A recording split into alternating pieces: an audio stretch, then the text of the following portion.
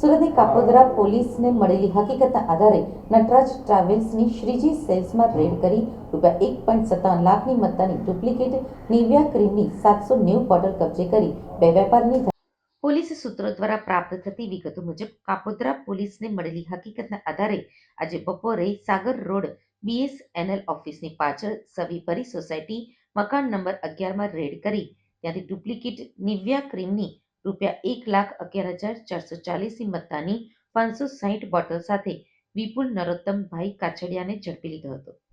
પોલીસે તેની પૂછપરછ કરતા તેણે ડુપ્લિકેટ નિવિયા ક્રીમની બોટલ પૂર્વેશ સુજિત્રાની દુકાનેથી લાવ્યાની કબૂલાત કરી હતી.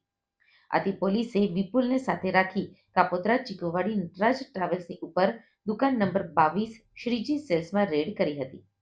પોલીસને ત્યાંથી ₹45,770ની મત્તાની ડુપ્લિકેટ નિવિયા ક્રીમની વધુ 230 બોટલ મળી હતી. પોલીસે ત્યાંથી દુકાનદાર પૂર્વેશ ગોરધનભાઈ સુજિત્રાની ધરપકડ કરી કુલ ₹1,51,210ની મત્તાની કુલ 790 ડુપ્લિકેટ નિવિયા ક્રીમની બોટલ કબજે કરી આ અંગે ગુનો નોંધી વધુ કાર્યવાહી હાથ ધરી હતી.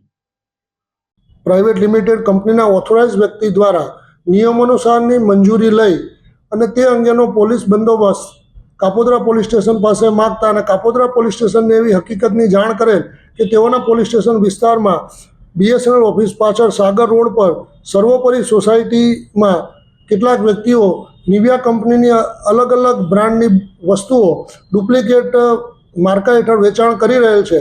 જે અનુસંધાને કાપોદ્રા પોલીસ સ્ટેશન દ્વારા બંદોબસ્ત આપવામાં આવેલ અને અલગ અલગ નિવિયા કંપનીની બોટલોનો 790 કુલ કિંમત ₹1,57,210નો મુદ્દામાલ કબજે કરવામાં આવેલ છે અને કોપીરાઇટ એક્ટની વિવિધ કલમો હેઠળ ગુનો રજીસ્ટર કરવામાં આવેલ છે.